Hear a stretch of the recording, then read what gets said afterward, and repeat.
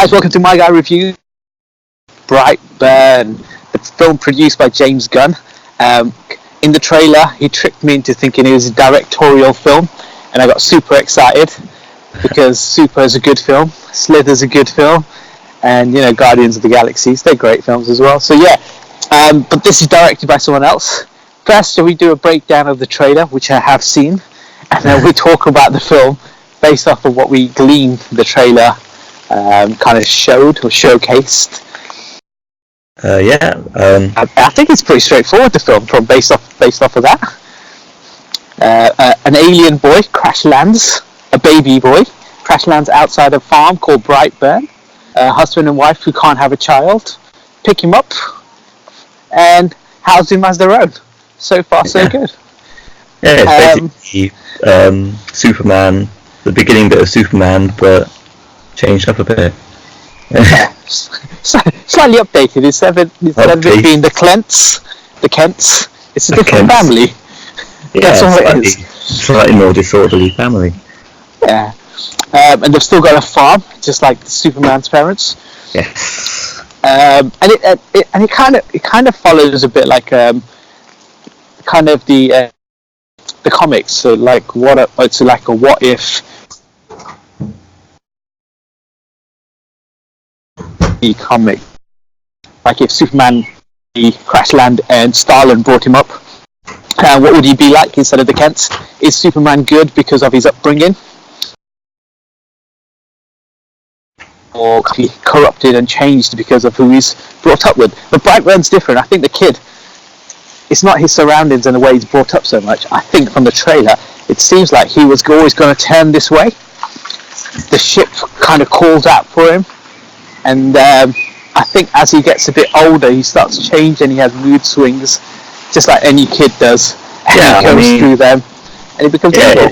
It did look like this. Basically, it seems to be a parody of Superman, where like a horror parody of Superman. What would it be like if Superman came as a child, was adopted, but didn't turn out so right?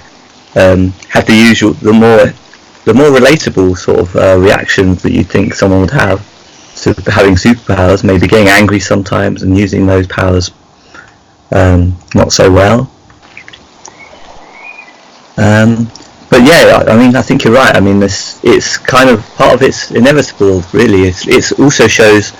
Superman, obviously, he came to Earth with all this background knowledge from his father, and then when he gets to 18, he has all this knowledge coming from his father, so he has a very strong guidance and moral compass, and that's kind of missing for this guy, because he's kind of got his chief race has a different intent, really, quite different to Superman, so that's where things change up a bit. I think neither of us can kind of relate to this, but having two dads as Superman did, it would make us both more like Superman, I imagine. If we both had a biological dad who could kind of look after us, and then have an adopted dad who also looks like, and both are good people, we would want to be great people. But unfortunately, we're not in that situation, that's what's happened here. In Brightburn's case, the little kid is kind of. He's trying to find his way. He doesn't understand about his powers, but he doesn't have the two beacons that he has, like Superman does. And Superman also has a mom as well, but he doesn't have that kind of. Okay, so even though your race is saying one thing, you could go down a different path. You could actually use your powers for good, but I think it doesn't. For him, those things aren't relatable as much, and the ship and the calling of the race is more stronger for him. And so accepts that part more, whilst Superman, on the other hand, kind of goes the other way. And also, his parents don't necessarily react in the best way. They kind of spoilers for things that aren't in the trailer, I guess. But his parents the actual film nurturing enough. I was ready to talk about the actual film. Let's talk about the film. So he's crash landed. They picked him up. They brought him home. They're going to look after him as their own. And he grows up a little bit, and then the spaceship starts to call him. And he gets his powers. And he gets his powers. And boy, does he get some powers. Yeah, I mean, a lot of people have said this, but a lot of the powers that we see in the trailer, we don't see a lot more in the actual movie, so it's quite understated what he actually uses his powers for. I guess the aeroplane bit isn't in the trailer. At the end. So that's true. So you don't really get to see the how strong he really is until the very end of the film. Even that we don't get to see it properly, so it's kind of I mean the best bit, the most things that you really see that you won't see in the trailer are the gore elements, really. I mean that's where it separates itself from being a horror gore sort of fest occasionally, and obviously the comedy throughout is kind of black comedy. Like, look at the way he killed this person.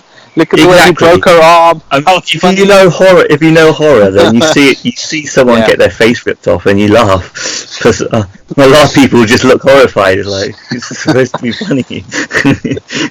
Imagine if Superman did that. It's brilliant. Enjoy it. So shall we try to do a bit spoiler free, and then let's talk about the ending, because that's a massive spoiler. But yes, so in terms of spoiler free stuff, it's pretty straightforward. He gets brought up by his parents, this adopted kid, and obviously he goes down this pathway which is kind of more and more evil, should we say, and the birthday party didn't help, giving him a gun. I mean, how old was he? Like, he's what, 12, 14? I can't remember the age. He never gets to use the gun, but he does get mad. I mean, he never really gets it, but come on, what kind of present is there? I mean, this is the kind of people you associate yourself with. No wonder your kid's off the rails. But yeah, they live on a farm though, so everyone has a gun on a farm, don't they? In America they do anyway. I don't remember Superman getting a gun when he was younger. That's true. He did. The Kents didn't allow weapons of destruction in that. Oh yeah, they did. They gave him a beautiful little dog.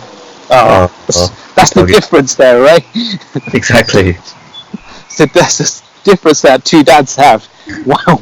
One might say, give him a gun. The other one's like, no, a dog. And they compromise together. But in this scenario, the dad's like, no, you can't have a gun. Let's cause a big scene. Yeah. I mean, his turn as well. I think it's right. I think it's quite slow turn. It's not like it just, True. It's like a light bulb. One night he's one way, and then the other day he's another thing.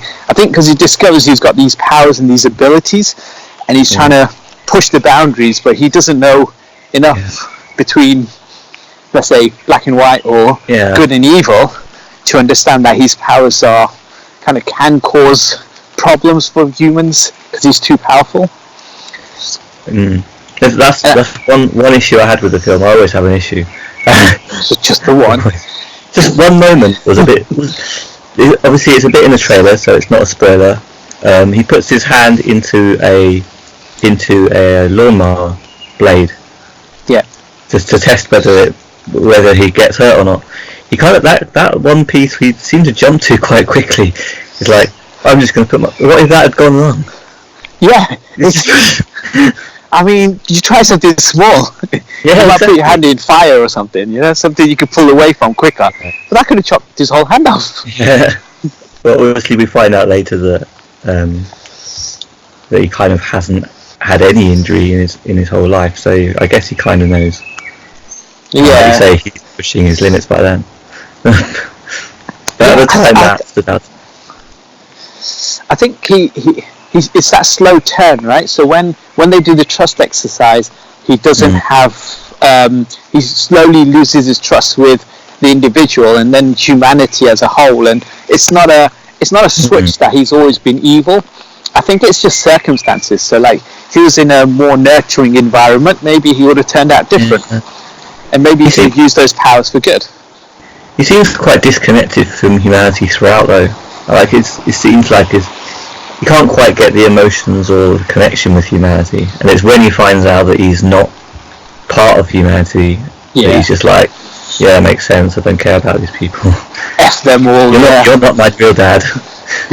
Yeah, that's right. Where's my ghost dad? Just typical stepson, stepfather relationship, you know. You're not my real dad, I'm going to take over the world. That's it. Destroy them all. Anything else you want to say about the story before we go into spoilers and spoil the main thing I want to talk about is the ending. Okay, yeah, let's go into spoilers and ending, because obviously the spoiler is that one of the spoilers is that overall nothing much happens in the movie apart from him just sort of turning and getting a bit murdery. basically go through puberty, right? So when kids go through that stage, they rebel and they want to do things, and they realise they're a bit stronger. I mean, he's a super creep anyway. Yeah. Like he was in the girl's room. Yeah. I mean, just standing there, like quite understand how things work. And then he'd just be like, "Well, you're not going to help me up. Let me break your arm." Like, oh, was it? He just snapped it just like that, like a twig. Yeah, like you say, he's getting his power. He realises he's stronger than everyone else. So yeah, he pushes it. So now the climax, the ending, right? So he kills stepdad. That I guess is a given, right? Because that's going to happen. But then the only person he may have had any humanity towards or any kind of compassion towards, Mother, he realizes that she also is about to, because they find out that there is a way of hurting him, and that's through the spaceship. There's always a way. There has to be, right? If it's not Green Rock, it's a man dressed as a clown. So they find a way, and she's trying to. She thinks, I'll outsmart him, and I'll try and stab him, and then he kills him. He kills her. I did not see that coming. I thought, okay, fair enough. Normally in these horror films, they might get away. She might stop him, or she might injure him or something. But I didn't think he would go all that way, like to kill Elizabeth Banks like that. And then just to make sure, he throws a plane on that whole farm. Now, that's to make sure his mom's dead. That's the kind of kid you're growing up with. Yeah, let's stick with that. To me, that was a little. I like the film, but I like the ending the best. I think came from. For me, it came out of the blue. Yeah, well, I found the whole movie was unexpected. I thought every kind of step was unpredictable, which is a big credit to it, really. Apart from obviously the fact that you twig early on, Mum's probably going to get a piece of that metal by the end. That was predictable, but then obviously you just don't know right at that end point what's going to happen. So it does a good job with that. Yeah, because the end can go one of many ways, and that ending I didn't see coming, where he not just killed her, he just made sure completely. Normally it's the other way around, like with a horror film, you stab them several times to get up again, shoot them in the head, and you really try to kill that person. But like the way he killed her, I thought, oh my god, like just it's a bit extreme, right? I mean, we're in spoiler territory, so it was quite beautiful. Like he just flies up into the air with her. And it's one of those moments, like, there's lots of little moments you think, oh yeah, that relates to Superman. But that was one where I was thinking, wow, that's like the Superman and the Lewis. You could have the Superman and Lewis theme tune played over the top of it, flying above the clouds. This is so beautiful. But then in Superman, obviously, he lets go of Lewis at one point, and she falls, but then he flies down, swoops down and saves her. Yeah, Lewis, whatever. But then in this one, obviously he drops her, and you know that he's not going to do the Superman thing and swoop down and catch her, and she just keeps going. Obviously I'm a big fan of the 80s Superman movies, so that's why this was really exciting to me, this movie. Well, they named him Brandon as well, after Brandon Lee. Or Brandon Roth, sorry. The last Superman from Superman Lives. Superman Returns. So yeah, that's a nice little nod to him. Well, of how bad the movie was. He's a bad Superman. Unless it's Christopher Reeve. Yeah, there's no. I'm sure there's a reference to Christopher Reeve in the film somewhere. Yeah. We'll have to watch it again. Yes. It's one of those films where I guess it's going a particular way, and you normally see the kid change and he's starting to kill people because he's a bit evil, but I guess you don't really see the true extent of his powers until I think right at the end where he picks up the ship. But what I like is also it's left the door open now for potential sequels. But how does it just become more superheroes fighting superheroes? Because we know what he can do. Yeah. But then do you have a superhero that just kind of counterbalances this? Yeah, we're so used to movie tie-ins with like superhero movie tie-ins, so you expect to see something else. But I think this would be a standalone, because obviously at the end we see a little bit of his destruction. We know that he's out to destroy the entire world. He's out to take the world. We see in the credits for a moment just a couple of snippets of of destruction. I would have liked to see more of that. I would like to see the whole credits, just more and more destruction. But yeah, I, unless someone has a really big concept of what his opposite is going to be, a sort of good guy that can compensate against him, I can't really see this having a sequel. It's like Split just came out, and James McAvoy turns into the Beast, and he, is killing the girls. Yeah. And then the film ended, but had Bruce Willis turn up right at the end, and then there was a sequel to that, Glass. So I think this is similar, where you could have so the guy in Rain, the guy in Super, I think Rainn Wilson, who is Dwight from The Office. He could potentially be part of this world as well, because there's a picture of him in the film. So maybe he could join. Or I think there was mention about another kind of I don't call them superheroes, but someone similar to him, but who was underwater or had water abilities. So you could potentially spin off to have multiple threats against the world. Yeah. And then maybe someone who can combat them, and then by the end of the second film that person dies and evil wins or something. I don't know. Yeah, I can see that. Sort of tie in with those sort of more independent, darker super movies. Yeah, would be good. Yeah. And it's from James Gunn, so Super is his film, so he could easily bring that into this world. As for where they actually go with it, because they have to bring him back. I mean, if he's super powerful, you need someone equally either smart enough or equally strong enough to kind of combat him, because you cannot. The way he kind of dispatches of people, it'll be too easy, right? So even if there's 7 billion people on the planet, he's too quick, he's too fast, he's too strong. Well, he kind of does things quite subtly though, and tries to not get caught at the moment. So that could keep him paced sort of slowly, and give someone a chance to fight against him. Yeah, I mean, if he goes from city to city, village to village, and he just wipes them out one at a time. If he unleashes his true potential and just destroys the entire planet. Well, he could take his time, go day by day, exactly. Go. That's literally in the mornings. He could sleep during the day and come out at night time, go hunting, go back to sleep, go hunting. I mean, he's still playing the innocent kid card at the moment, and the survivor of all these catastrophes, But he really needs to stop putting his signature everywhere, because that's a bit of a giveaway. That's his calling card, yeah. Why do serial killers always do that? Too much DNA.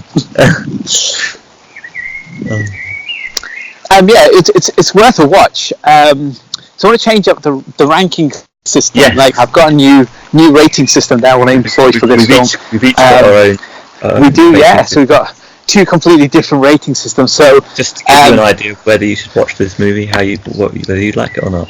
Yeah. So my rating system works out as watch it in the cinema.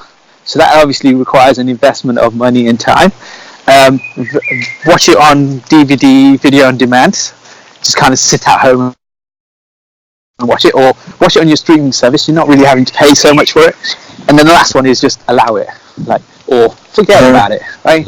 So so for me, this is definitely I think it's a DVD or a video on demand kind of film. It's a good film. It's a good little film. It doesn't need the big cinema experience. You don't need to go out your way to watch. Yeah, but not too many big screens, so yeah. Yeah, but it's worth investing a little bit into it, because then you can kind of see more of this world. It's quite an interesting world that they've created, so I'd like to see more of it. That's where I put it. Excellent. Okay, so my new rating system is either I didn't notice anything that annoyed me in the movie at all. Flawless. Or there are a couple of little things that they're quite easy to overlook. Or the next stage down is there were quite big problems that I couldn't overlook at all.